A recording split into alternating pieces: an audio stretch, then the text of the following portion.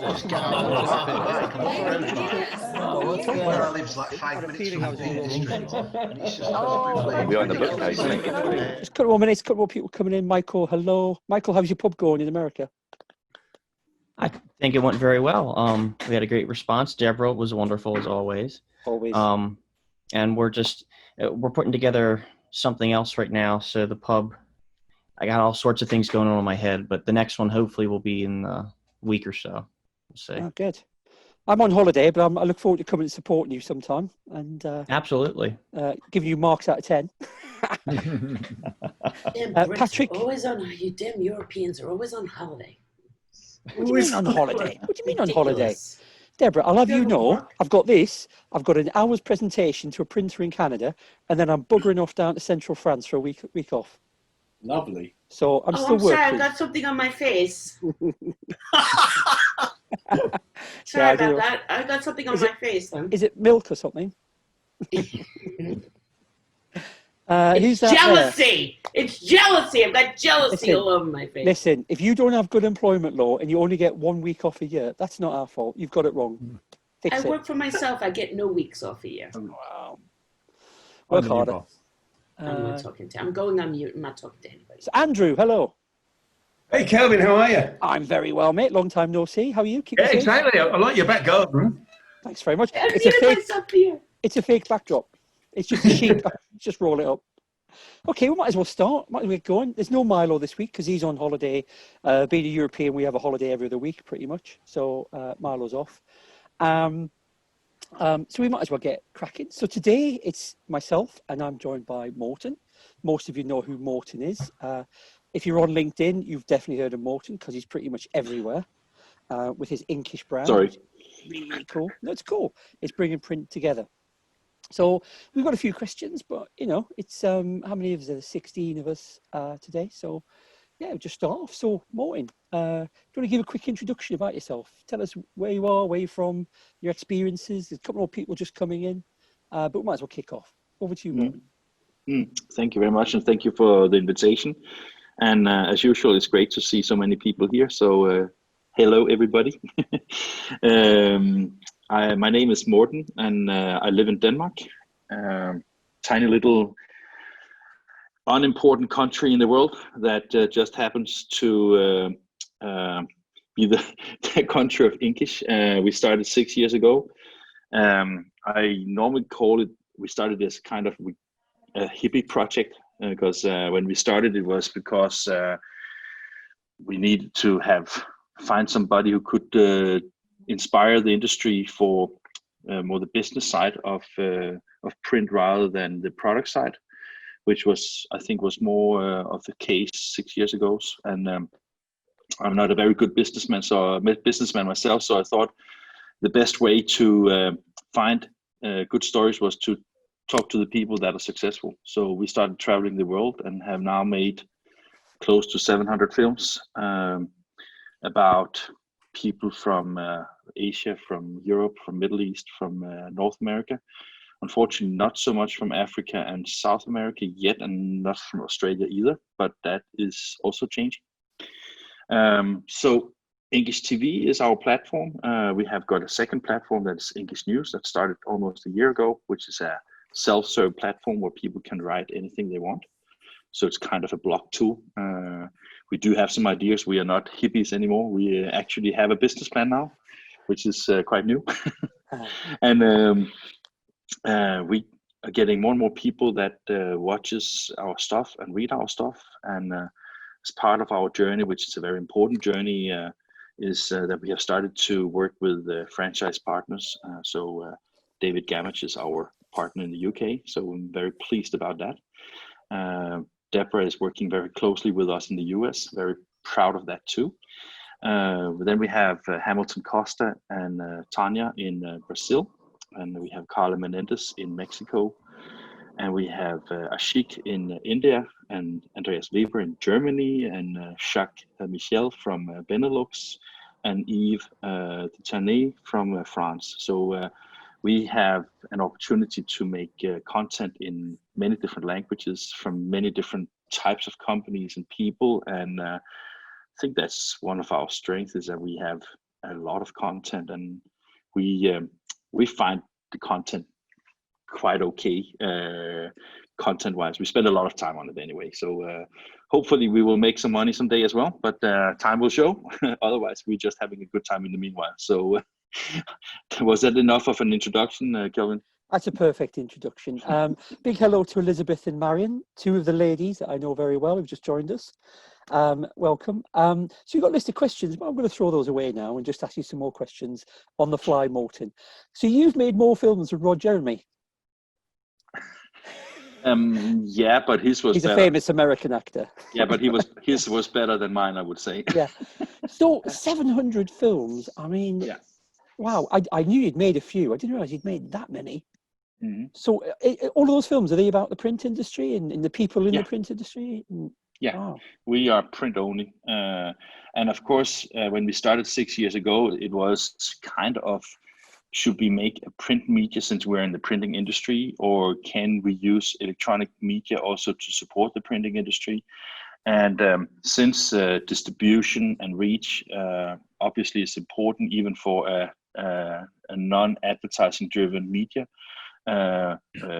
film is definitely a media that have a reach that to some extent is good. It also has a lot of limitations to it. I think that film combined with print is actually a killer. So I can only encourage people that works with communication to combine print and film and social media. That is, I think it's an awesome mix. It's the future of websites, and you've got to embrace digital media. There's Dave Gamage, Gareth Ward. There's a lady a few years ago called Deborah. She was Print Speak. She did something similar, but she was too early. Does anyone remember Print Speak? Yeah. It was really good. It was really good, and we made some videos. But I think it was too early. She had a great idea. She was just too early. I don't think the internet was ready. I think your timing's phenomenal, and I've kind of only heard of you and Inkish since lockdown, I guess. Really, What a shame. No, but you know what? This is great, because then it's always good to engage with someone new. We were just talking before, to engage with someone new and to find out how other people are operating and the angle that they're looking at the industry. So, sorry, go on. No, just about to say that I think that Pat McGrew once said to me that, or to somebody else, he said that maybe English is the best kept secret in the printing industry, because if you are, I can tell you, one of the obstacles of having a media that doesn't really belong in a country is a lot of the budgets from the potential sponsors and advertisers are often locked to a geographical area. So it's not that many vendors who actually have budgets for global activities. And when we started, for example, when we reach out to, for example, Canon in Scandinavia, they were like, yeah, we can do a film. We want it to be Danish. And we only pay for a Danish audience, so we don't give a shit about all your English stuff. And that was kind of same story when we went to other countries. Now we have about 228,000 viewers of English from time to time, more depending a little bit on the films. So obviously the reach has changed, and obviously when we have films that are specifically from let's say Sweden, and in Swedish it's only Swedish audience.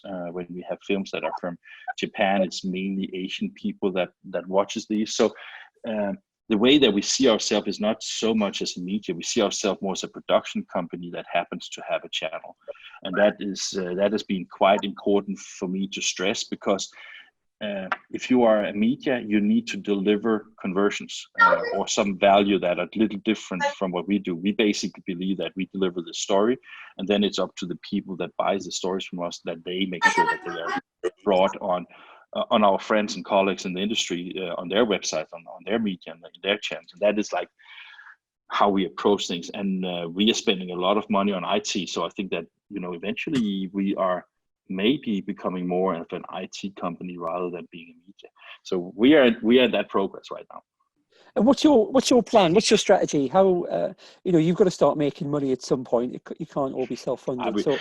We do make money, so that is not such a big problem, as I mentioned. Of course, the pandemic has changed, as for so many people, a lot of things for us.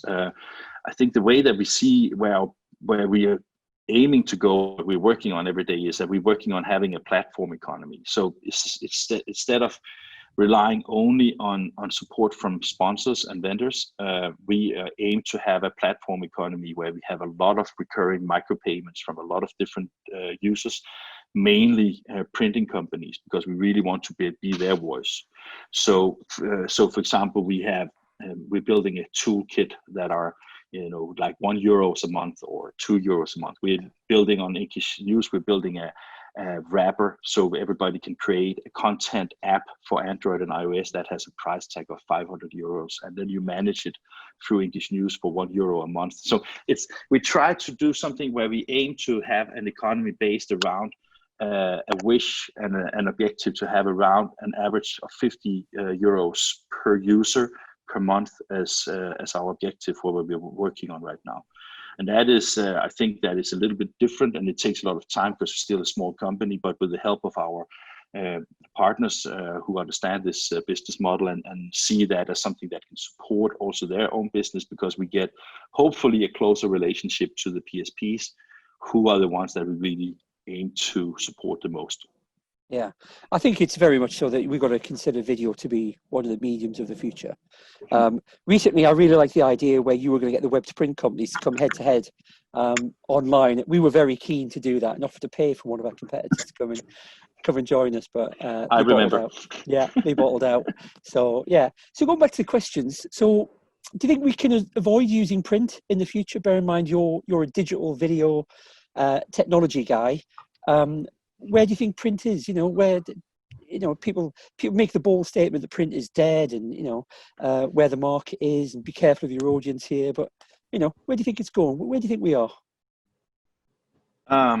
When you and I and Milo sat down and talked about the questions, this was one of the questions I would like to talk about, because I think that future has absolutely no future unless we make it valuable for our end customers.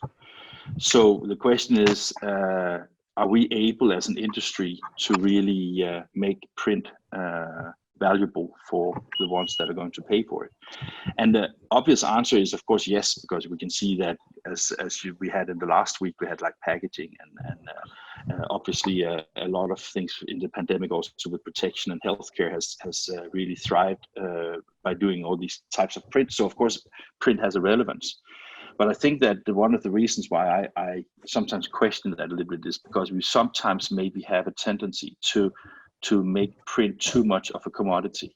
I think that sometimes we should really have higher expectations to our own products and services, because I think that when we see a downward spiral of pricing, I think that it's mostly driven by ourselves and not by customer demands. So I think that is why I thought it's a great discussion to have, that how can we make sure that our customers understand the value of print. And I think just for an example, we had like a very large program for Drupa, and we decided to have a website for potential sponsors, and we also decided to make a printed brochure. And we sent out the brochure to around 600-700 vendors and exhibitors across Europe, and the response on the brochure was more than 10 times higher than on the links we sent on a website. So that is maybe just because we're bad at the e-communication. I can't just say no, yes or no to that part of it.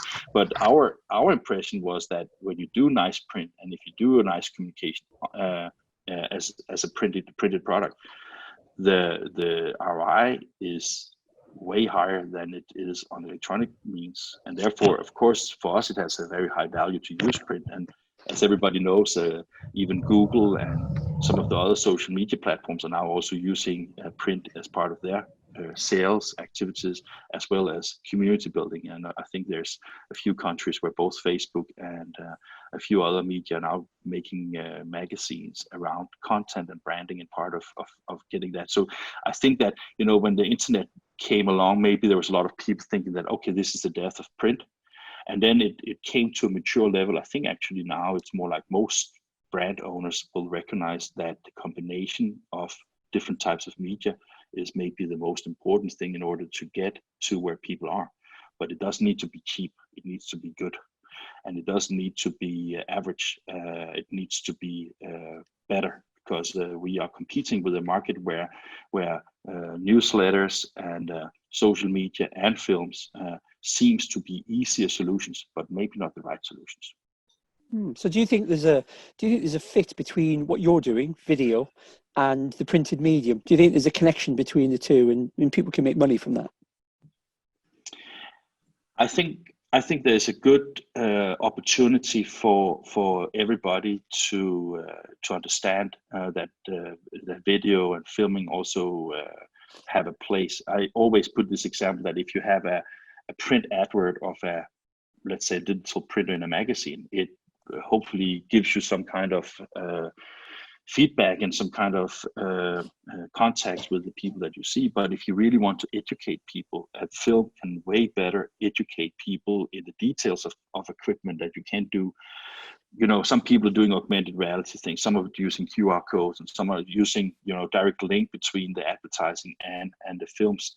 And I'm not so sure whether that is interesting, to be honest. You know, sometimes when I see these augmented reality and some of these QR codes redirecting people, I think sometimes it's more because we can rather than it's a necessity. It's the same with the companies now during the pandemic is trying to do virtual trade shows. Why should you go to a virtual trade show? It's basically a website where you could easily go to any other website. It doesn't need to be 3D to get the same experience from it, in my opinion. So I think that what as with every business, I think it's extremely important that you figure out where are your customers and how do you want to pitch them.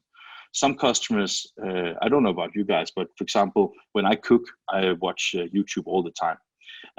When I sit in my living room, I love reading a magazine. When I drive my car, I listen to podcasts, also to radio. So, I mean, there's not like one single medium or media that you use for getting into eventually a buying decision or to you know, showing interest. I think there was in this marketing cartoonist, there was a great one because there was like an example where a man gets up from his bed in the morning and he listens to the radio about a pair of shoes, and then he goes to the next, he sees an outdoor for the same pair of shoes, and then he listens to a radio about this, and then he sees a commercial on television, and then the final thing he does before he goes to bed in the evening, he watches that on a mobile phone, and then he buys it from the mobile phone. And the marketing managers in the company the next day say, okay, we should get rid of all other marketing activities than the mobile phone. And that is what is happening right now. People think that we are replacing things, and maybe there's more to it. I think, for example, one of the things that is on our mind is some kind of information overload, too much information about too many things we really don't need. Yeah, that's a good answer. So do you think we can continue to not make money from the print? How do you feel about that statement? The industry has done it for several years, and as I often claim to say is that every time we get more efficient equipment and we have a potential of being more profitable, we give it away to our customers. And that is a shame, because with all the technology that we see, for example, from inkjet, where you really, with the new kind of demands you have from shorter print runs, mass customization, all these kind of things, it's a shame that the productivity gain you have is just given to the customers. I don't think the customer is demanding it. It is us that are giving it away because we are afraid of losing to some undefined competitor. Maybe the internet, I don't know. So of course the industry cannot survive if we not start make money on it. And every time a company goes out of business, it's of course a shame for the individuals and the employees and for the owners and everybody, but it leaves more space for the rest of us. So maybe a little harsh to say, but it's it's good in the long term. So do you feel it's important for any print provider to embrace technology innovation? No, because I am, when I see new technology, I get excited about it, like I think most people do. However, I think that it starts with a business plan. You need to invest in the equipment that is right for your products and the services that you do. You will not be a more happy or better business person if you just invest in the latest and the newest technology. you will end up in the same shithole as you were before. You will need to have the equipment that you need in order to make sure that you can deliver the products and services that you need. And I think there's a lot of brilliant examples. I think that a lot of people understand that letterpress as a commercial printing operation is totally dead. But if you look at all the specialty printers that you see around the globe, where you really see how the letterpresses can do fantastic creative print products that have a very, very high price tag on it. I just think that this is an example that you can make money on really, really old technology as well. It's more about having the right business ideas and how you go to market. That is maybe the more important things. So just to add to that, so with Drupal not appearing anytime soon, got some of the magazines online today as well. So I'm interested in how they feel about this. Gareth just made a good point. How do we tell companies about technology innovation? Do you think video is the best medium to do that? Virtual shows, as you mentioned in your earlier answer, I'm with you. I don't really think they've got any legs, if I'm honest. How are we going to get the message out there when people are continuing to work from home and people need to embrace innovation, but how do we spread the word? It's a very good question. And Deborah and I, we talk about it all the time, because if you look at the industry, all of us, we have the same mailing lists. We all have the same addresses that we are sending information to. So how do we make our content relevant? Yeah. Because I think that if you look at the biggest issue we have with getting the messages across is probably that if we're delivering shitty information, if we deliver something that has no value to the PSPs, we may end up in a situation where they don't even open the magazines or the newsletters or watch the films. And then the bigger question is, how do we then get the messages across? And then, so I think that I'm not trying to be Mr. Wise Guy here. I'm just saying that what we decided a long time ago was trying to do the best possible content that we can. And if we can do the best possible content and we can do the best possible print and the best possible films, and we always strive to be the best at what we do, then I think that we have a chance both for the brand owners and the designers and the print buyers, but also for the PSPs. Obviously, they are interested in new technology, but they want, if we buy a new car, would we get the recommendation from the car salesperson, or would we like to get it from an unbiased reviewer? I would definitely prefer to have it from somebody who will dare to say that, oh, it only has 2 wheels. Right? So I think that is maybe the biggest issue, is that we make sure that the quality of our deliveries is what we maybe question ourselves all the time and say, can we do it better? If we can do it better, then do it better. And on that note, leading on to that, do you think specialization helps companies achieve profit? Do you think people need to specialize, or do you think people should have a broad brush and just do a bit of everything in order to try and obtain profit? It's down kind of to the same question about, for example, about technology, if you should embrace new technology just for the sake of it. I think that when I visit commodity printers like the big online printers, I am so amazed and intrigued about how efficient they are, how clever these people are. And we just made an interview with SoloPress last week, and as they have an average order size of 65 pounds. And when I hear that, and they can still make money on it and be and deliver the next day and things like that, I just feel that the technology has given them so much advantages that for some products this makes a lot of sense. But if we have maybe 4, 5, 8, 10,000 printing companies in the UK and maybe 5, 6, 8, 10,000 in Germany, not all of these printing companies can be commodity printers just serving the market with the commodity print. Some of them need to either differentiate themselves in service because they need different services than just having an online experience.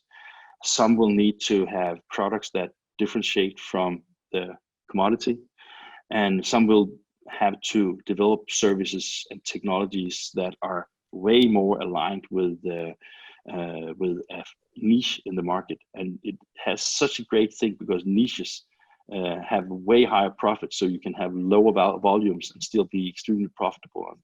And then sometimes you're actually evenly able to grow from that niche. And I think that in the UK, I have unfortunately never met them, but I think that Moo is doing a fantastic job because focusing on a few products, and they do them really, really good with both not just the print and the products, but also the packaging and the shipping and the online experience is an example on how you can get a lot of things that are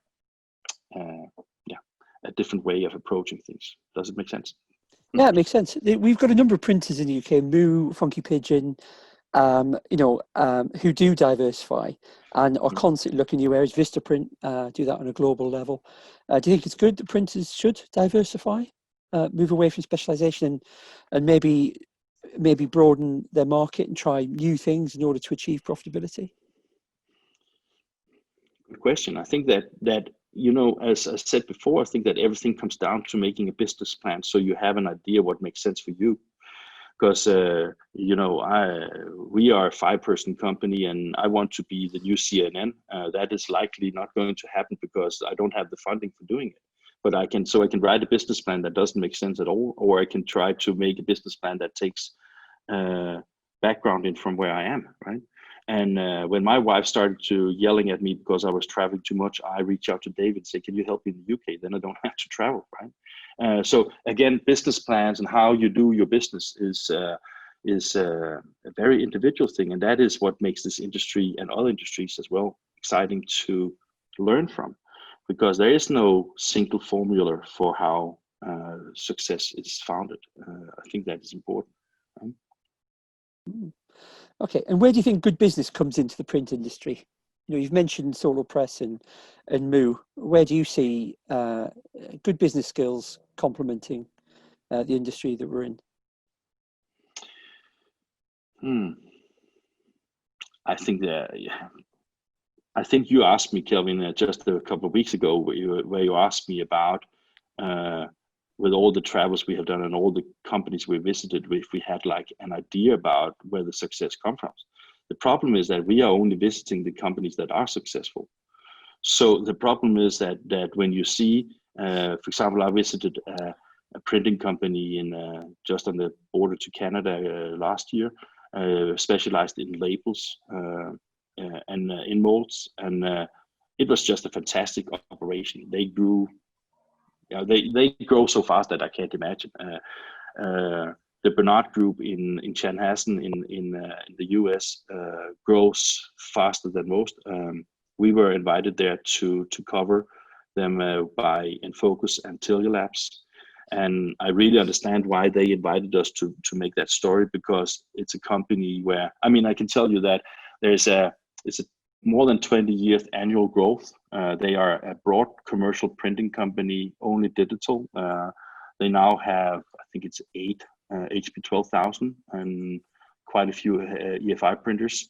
They have 3 large facilities. And just to give you an example on how they managed to do their workflow, all the light bulbs in all the lamps in the facilities in the 3 buildings were Huey, these Philips Huey light bulbs. So all of them were programmed. So if there was an error somewhere in the workflow, the light bulbs changed color, so you can immediately see, oh, that's there. And then you can walk there and fix the problem. And there was they have 600 employees. So just to give you an example, that is a company that takes workflow automation to a completely other degree than most printing companies do, right? And we have also been, I can give you this story because we visited when I was with Deborah in New York for an event. It was a really cool event. Deborah can tell about that with Project Peacock Peaks. A print fair, sorry. And then the day after, we went to New Jersey to meet a company called Command Digital. And just to tell you that story, that's so insane because it's a commercial printing company focused on books. And 10, 15 years ago, a small publisher in the US asked them if they could help them out printing a book. And they said, it's a British author. We don't know if it will be successful or not, but we need it to be nice. We need it to be fast. We need it to be cheap. and we promise you that we follow you to the entire lifespan of this book if it becomes a success as well. That book was that publisher was Harry Potter in the US. They have now built a printing company, totally digital, 100% around Harry Potter. So I mean, so Kelvin, when you ask, there's not a single answer to that question. It's really a matter of finding the right niches and make sure that you get the right context, because of course with the Command Digital, that is also a part of a little bit of luck, I think. I don't think anyone's got all the answers, mate. So yeah, it's quite a difficult question. How do you feel about marketing? Do you think it comes up quite a lot in the pub over the past few months? You know, how important do you think it is marketing a print business? It's extremely important, and it's becoming more and more important. So unfortunately, that is one of the things that people seems to reduce during the COVID-19, and that is obviously that people believe that, okay, we need to save some money and be sure that we're not wasting them, because if people are ready to buy, then of course you can consider this to be waste. But you know, from my perspective, it's a little bit different, because I used to work as a marketing manager for in the music industry before I joined the printing industry back in 2000. And one of the things I decided when I was a marketing manager was I had at least two approaches to marketing. One, marketing is sales, and another is branding. If you look at what the industry needs now, is maybe not branding, but kind of make sure that people understand that we are here. If printing companies don't let their customers know that they exist and they can deliver something of value, at some point, people will maybe choose to use other media and other channels, right? So I'm just saying that I have not seen a lot of printing companies doing a lot of things. We have worked with a German printing company called Schätzl Print Emotion. They said that the films that we did for them specifically, that not English related films, but production that we do, that they have given them a 3-digit euros order based on part of the marketing that we did for them.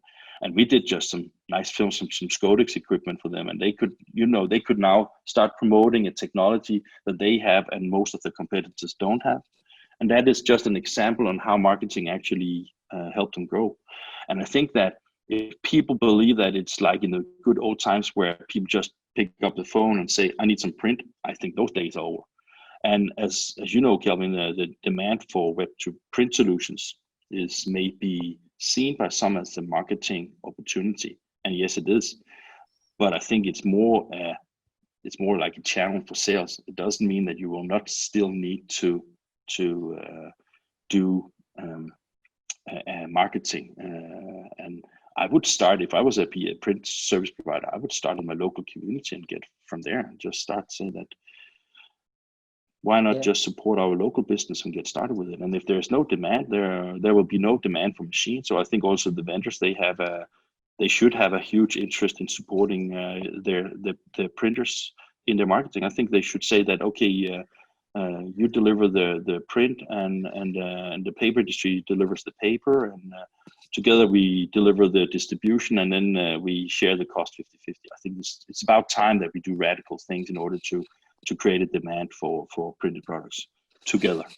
Looking for a localized market is something that Deborah certainly mentioned previously in the pub when we're talking about where do we go and how do we come out of COVID-19. What's interesting about, you mentioned web to print there, is that the obvious saving is linking up with things like in focus switch and making production savings for your customer. But a lot of printers are looking towards web to print as being a tool that they can just buy and will instantly work. It doesn't work like that. You've got to have some kind of foundation, some kind of business plan to take that on. Who do you think, in your experience, where do you think it's not working? Where do you think print isn't working? What sector do you think is going to really struggle as we go through? Mass distributed print brochures, for sure. newspapers to some extent. Unfortunately, also magazines, which I feel a little sad about, because I think that magazines are a tremendously important part of both the value chain, but also part of our cultures. I come from a small country. The Danish language is only spoken by 5.5 million people, and if we don't support it in writing by having good magazines, I think it will influence how the languages develops and how the cultures are developing. So I think that the mass communication products like newspapers and magazines and advertising products is definitely under big stress. I think yeah, no, I agree. I think the trade print market's in for a bit of a shake-up as well, judging by some of the news that's coming up. Does anyone have any questions for Morten? I've been hogging him and grabbing his attention. Anybody? We've got Morten. We can ask him anything we want. Anybody like to fire a question across? Lucy? Hi, Morten. Sorry, Hi, I joined a little bit late. So yeah, you were saying about obviously print declining in, marketing brochures or potential. I'm assuming like DM would fall into that. Do you not think that there's any specific sectors that would take advantage of using a different medium at the minute? Just say certainly from our perspective, we're seeing like charities, for example, embracing direct mail, and it's actually working incredibly well for them. I was also chatting to a lady the other day who works in publishing and does a lot of marketing around books, and they've seen an increase. Yeah. So I actually agree with you, and I mean, because direct mail was not what I meant when I spoke about mass communication. It was more like, I don't know how it's in other countries, but in Denmark we have like every Saturday we receive a kilos of useless mass communicated brochures from shops and things like that. Sorry. okay. Yeah. So Yeah. I think in relation to what you say about the direct marketing, I think that you have a very good point. The thing is that it's very different from country to country how the postal rates and services are. I can give you an example that will shock all of you. For example, if you send direct mail in Denmark, the cost of sending one piece is £1.50. Wow. For one piece. And there's no, it's not decreasing. So basically, if you have 10,000, you can just multiply it. So the return on investment when you have direct mail campaigns with such a price tag, obviously influences the use of DM a lot. So it is, and I know that, I mean, to bring out a DM piece is probably more or less the same cost everywhere. It's more like, will the government subsidize these through the national postal services, or is it something that is left to the market demands, right? So I think that is, I hope that answers a little bit, because I do agree with you actually. Yeah. Is it the same in the States then, in terms of postal costs? No, Denmark is the most expensive in the world, and I know that you have a lot of different services. So I think there's a competitiveness in the US that makes sure that the DMs are not even close to the price that I'm talking here. I think they are in the sense if you have really big mass produced DM campaigns. Okay. How much is it here, Lucy? How much is it in the UK? I don't know how much it. Well, it depends what you're doing. If it's a targeted door drop, you can get it under, well, some of you know better than me, but under 10p. Right. Targeted door So drop. so you can see that is more than 10 times cheaper than in Denmark, for example. So that is just to give an example why. Yeah. Thank you, Morten. You're welcome. A big welcome to Slava Appel, who's joined us. Long time no speak. Slava, put your camera on if you can, so we can see you. There he goes. Well, Hello, my friend. Now I have to show my face. No pressure. I hope you're well, mate. Long time no see. So, any more questions? Any more questions? Go on, Mark. Morten, hi. Hi, you've been Mark. doing a great job with Inkis helping the print industry talk to itself. Have you got any plans to help the print industry talk to everybody who needs to communicate so that they can understand the great value of print? Yes, we have a plan for a release of a new platform in Q2 next year. The working title right now is English Paper, which it will not be called, but it's essentially the concept that we're developing is a concept that are, let's say, adapting from Instagram, where the brand owners and designers can share their ideas, and then we associate what you see with what kind of technology is produced on. So we are pretty far in that reach now, and we have already now developed language and country pages on English TV. So basically, now I'm saying something that I hope it works. So if you have english.tv/ a country name, then you will have a little tourist brochure, and you will also be able to have some filterings of what you will be able to see in the future. So you will be able to see vendors in that area, films from that area, federations from that area, but you will also be able to see PSPs from that area, and you will be able to filter that on what kind of technology that can actually produce those things that will be brought in that new platform. So that is what we're working on right now. It's been a little bit stalled because of the COVID, mainly because we don't have enough money to go full speed ahead on it, but we're still working on it. Sounds good. Excellent. Yeah, it was a good question. Anyone else? Question for Morten? I do. Hi, Morten. Yeah, okay, let me set up the preface of this question. A lot of print shops really rely on transactional sales teams. Essentially, they have to sing for their supper. They go after job after job after job and try to make the case for a particular project and things to make it happen.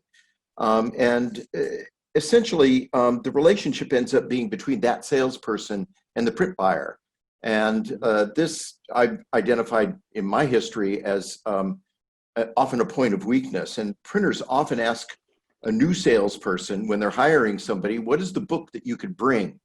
And whether that's successful or not, I've never seen a huge success with it, but often it focuses on one or two clients, and thereby encouraging the structure. So it's the printers are really causing that to happen. So I have three-part question, and I'll let you riff on that. Does the print shop suffer when they're invisible to the client, meaning the management itself, as opposed to the salesperson? And what course of action is needed when a salesperson leaves with their book of business? How do you replace that person and or the business that goes with them? And third and final, should the print shop insist on a direct relationship with all the major clients? Yeah, I think that is a question that we always keep asking ourselves.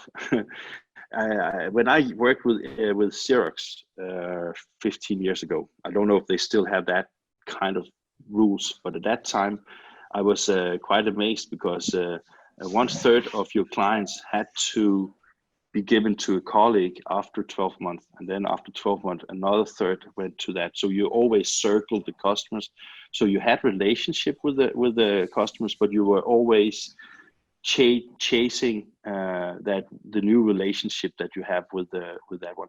That is something that we have tried when I used to work as a print broker, was trying to see if we could figure out how to I wouldn't say to do the same thing, but how to manage the problem as you talk about. I think, I mean, of course, it depends a little bit on your business, because if you have a pure web to print online presence, then of course this is less of a problem, because then you don't have that interaction on a personal level. And I think that it also leads back to something that we talked about a little bit earlier. What is the value of a printing company? If the salesperson is able to just take a job and deliver it to somebody else, is the printing company, has it positioned itself good enough to actually be one of the elements of being important?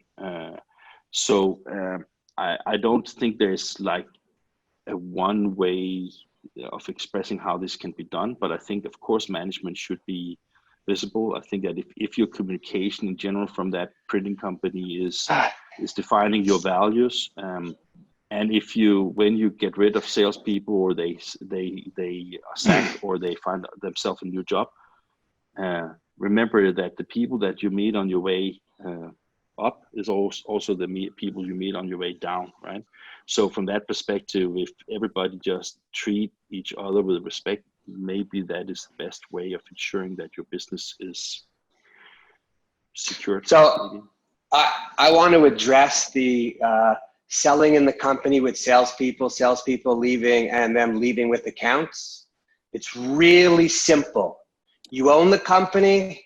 You need to be in with every customer and meet them. They have to have your contact information, and you have to multi-level sell in your company. If you're an owner and you haven't met all your top customers, you deserve to be out of business, and you deserve for your salespeople to leave with every account. Because today, that was a legacy thing that happened way back then. I found that today, customers are too intertwined with the companies at too many levels to just pick up and follow the guy or girl to wherever they're going. But if that happens, you failed as an owner. End of story. There's not even a discussion to be had. I like your point, Warren.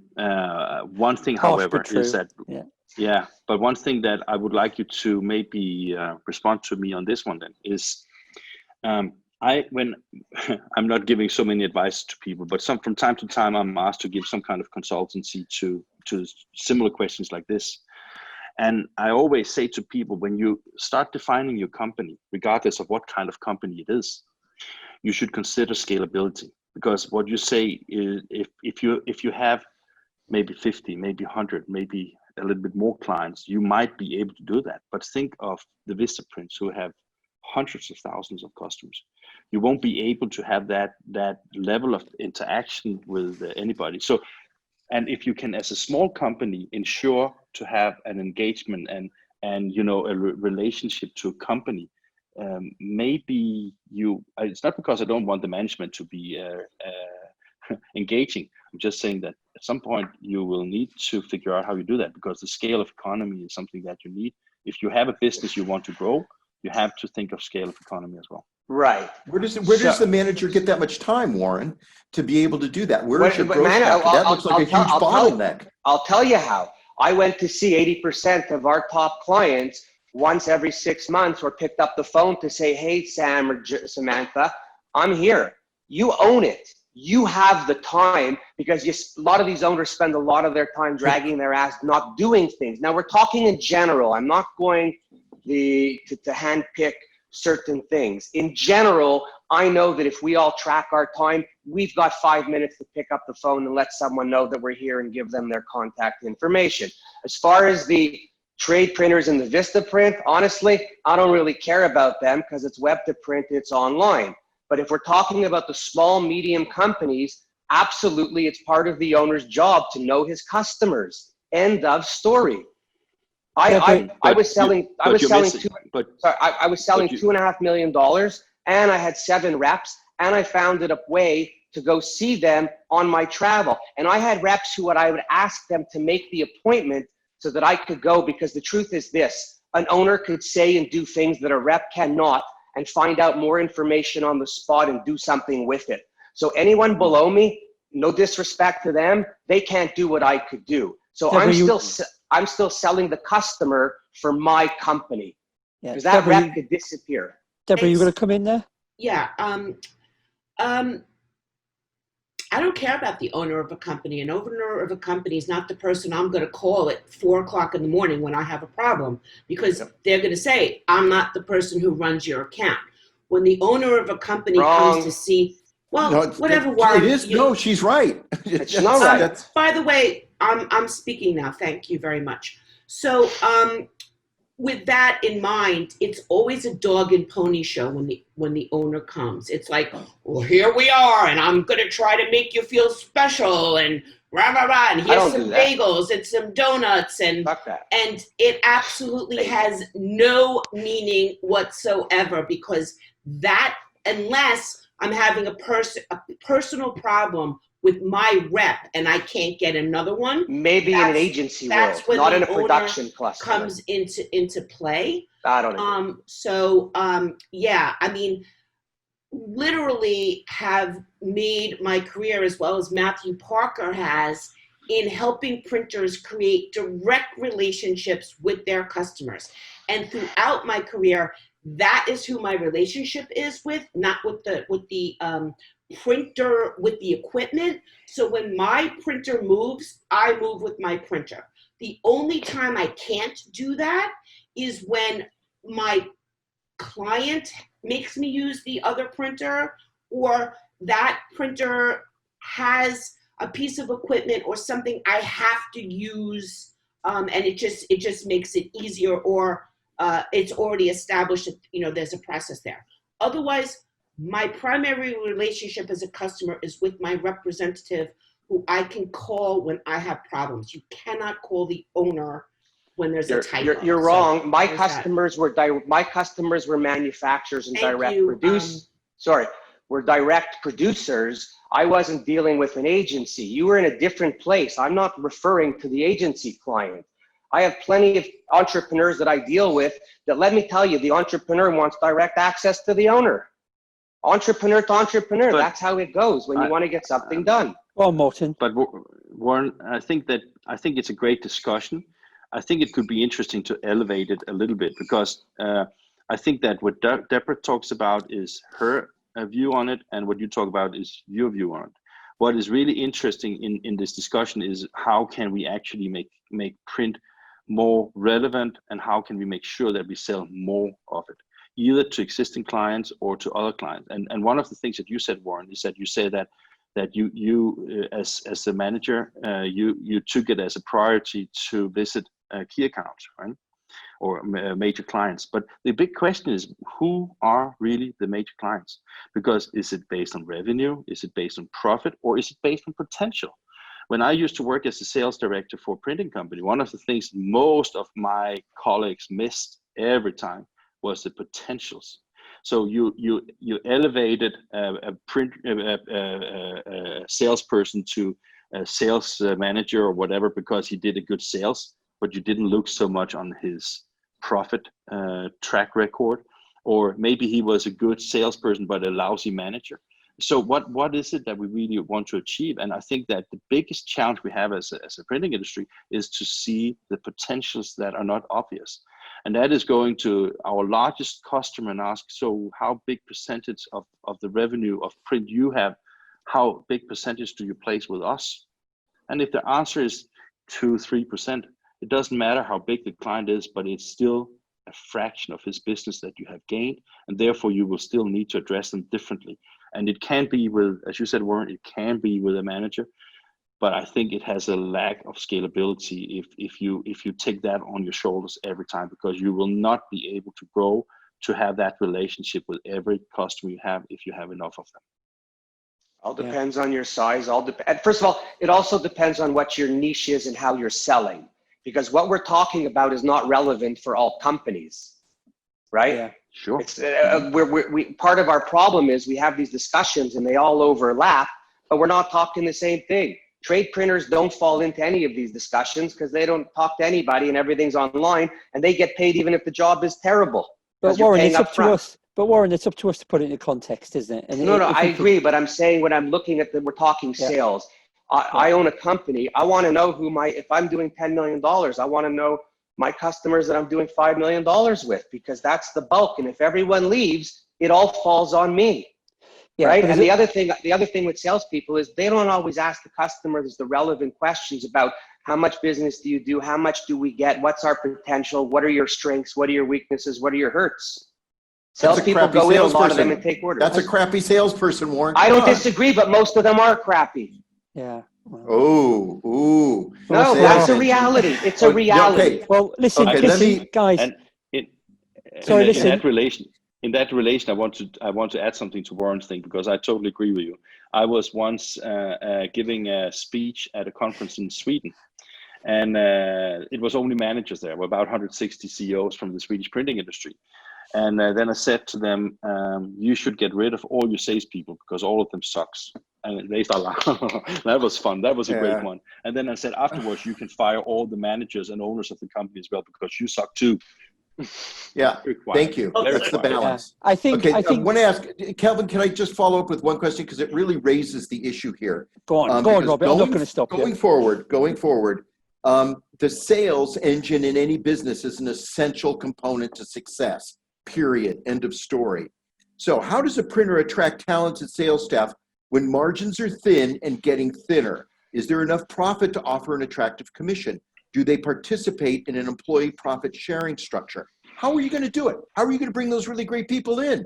If you don't have, if you have thin margins, what incentive does a young person have to come in and say, I can make a career out of this because I can make money? Robert, good salespeople are like rock and roll shit, and that's a fact. You cannot find good salespeople. There's a lack in every sector.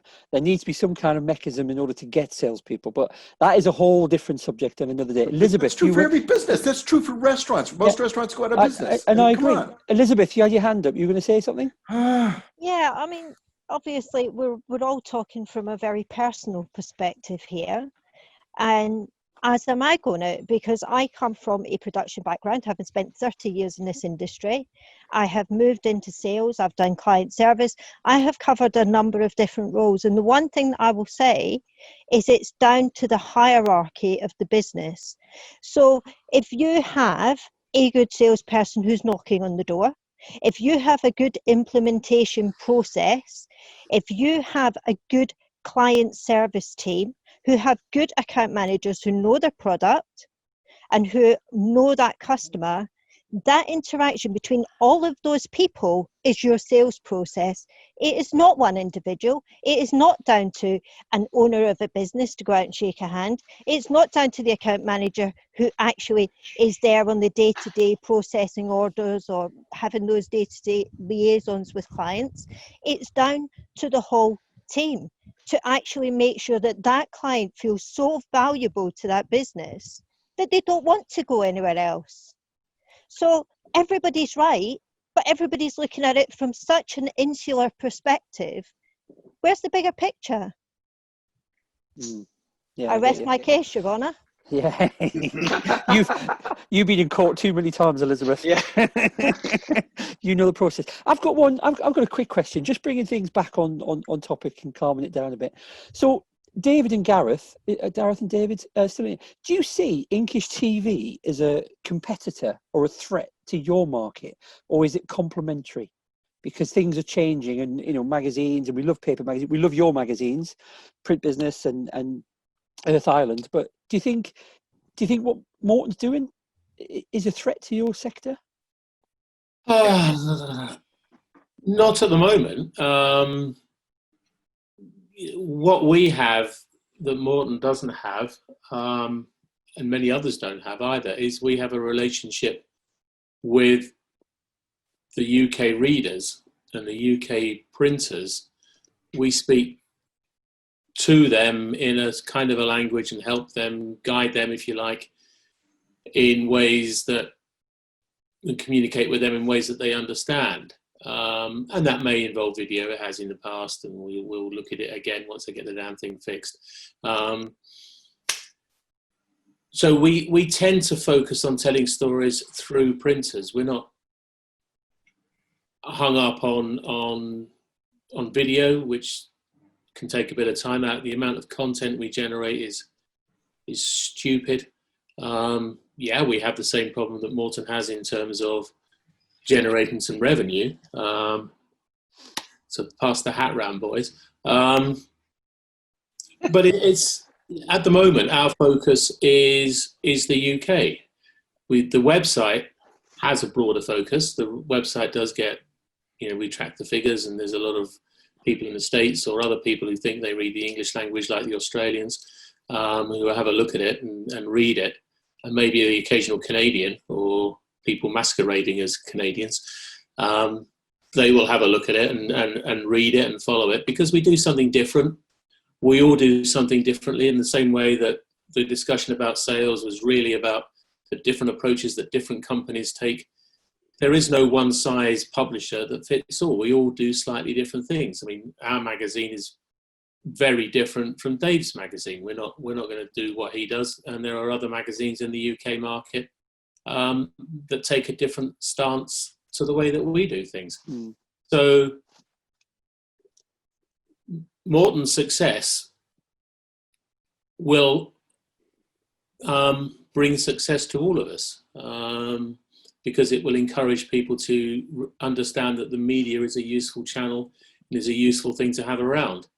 When 10 years ago, when we first started, and bloody LinkedIn keeps telling me it's 10 years since we started, my idea was that there would be enough crumbs falling off the table of the big magazine out there to keep us all happy. Unfortunately, the big magazine out there isn't bringing the bloody bread in to generate the crumbs to keep the rest of us fed. Mm. So we've got to slightly adapt and change in order to feed ourselves. Dave, do you feel the same? Yeah, pretty much. But whenever I hear these conversations, I'm always looking for none of this is in a vacuum. We will ask these questions and put our opinions in. It's about the creativity of it. I was agreeing with Warren and what he was saying about, a manager of a company should know his main customers. Of course he should. Whether it's scalable or not, then, and how good salespeople are. Likewise with these magazines, it's about niches. It's about finding a little niche. What Gareth does is different to what we do and different to the other magazines out there. And what Morton brings is something slightly different. Now, it used to be that the industry was quite global, and with shows like Drooper and IPEX and all the others, there would be massive budgets spent on globally promoting new presses that came out once every 4 years. Now there's finishing equipment and software and digital equipment that come out all the time. And worse than that is although that's good to write about, the marketing of that is done in the most half-assed, cheap and easy way possible. So people think, I'll plug it on Google Ads or I'll stick a web banner. I'm more likely to climb Mount Everest than I am click on a web ad, and so are all of you, I suspect. And that's not because I'm a print Luddite. That's because I don't want pop-up website. If I want to know something, I'll go and look for it. And you find niches in creative areas. So if I want to learn about a certain machine and the benefits of it, I probably would watch a video on Morton's Inkish. Yeah. I probably would read a business article in Gareth's Print Business magazine. If I wanted to look at the creative end uses that thing added value and allowed me to run a business and make a margin out of it, I'd probably read Print Solutions or Packaging Solutions. Yeah. This is not some sales thing. This is about niches and value-added creativity that allows business. Going back to the subject of print buyers, Mark and I were chatting in the margins, in the chat thing. We've got, 15,000 printer contacts on our database. We've got about 20,000 print buyer contacts. I've got more print buyers, more procurement people and ad agencies and print management people and marketing companies than I've got printers. But it's horses for courses. Back in the day when that print buyer magazine existed, there were a lot of paper merchants running ads. There was a lot of crumbs falling off the table that allowed a few of the big print management companies to run a few ads. They don't see the value now. The marketing, they've got millions to spend on marketing because these people have got a lot more money than you think, but they'll place it in Google Ads and stuff like that. There's no relationship, and that draws it back against what Warren was saying and what Morton was saying early on. It's about the business structure and keeping their relationships. And all of this, everything you've discussed today is all so closely interlinked, but especially now, supporting people in ways they can create their business. Print companies like Fuji, for example, Mark, should be sponsoring people like Gareth or me or Morton to talk to the buyers, right, who would do more personalised direct mail or books or brochures, and almost in a back-selling way, so that the printers and the PSPs in the middle have got the customers in place. So that makes it more likely they'll invest in the equipment. Yeah, it's simple. It's a three-way. It's not just a simple two-way thing. I think that all that level of support, it's a whole discussion in itself, which is one you're quite welcome to have. Yeah. I've got 60 minutes before I've got to head down to France and remind the French what happened to Agincourt for a week over a glass of wine. I'm gonna draw to the end. What an awesome conversation, Morton. You've been fantastic. I'm a massive fan. I know for a fact we'll be doing something with you in the near future. Deborah Corn has posted something in chat. I'm going to put it on the Crown Pub page about an event that she's running. She's had to shoot. I've got to jump on a North American event now for 60 minutes, and then Lucy, I'm on holiday. Thank God. Thank you all so much. We're back at 3:30 next week, when Milo will be back in charge. So we'll have a professional looking after things. I'm going to try and make it from France, but chances are I'll be pissed. And it's just good to see everyone safe. It's good that everyone's getting together, having great discussions, and everyone be safe, be kind, and I look forward to seeing you very shortly. Take Cheers, care. guys. Thank Stay you. well. Thank you very Stay much, busy. everybody. Cheers. Have a great vacation. Cheers. Bye. Cheers. Great vacation. See you soon. See you later.